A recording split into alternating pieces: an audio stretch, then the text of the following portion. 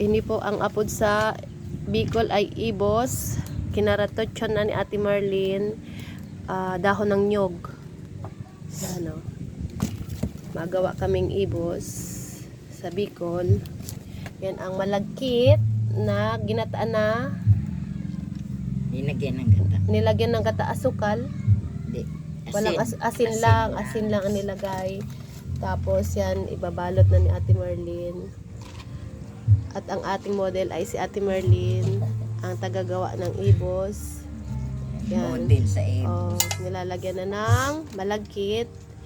Tapos Imaylin, alam yan ni Maylin ka ito nag-akong gawang ibos. itatali na, ibubukos na ang apod sa Bicol ning gagakoda na, itatali na sa Bicol ang tawag. Yan. Araw kayo nag-amag ito ni Maylin. Nag-iibos ako, nagagawa ako. Tapos pag natapos ng itali,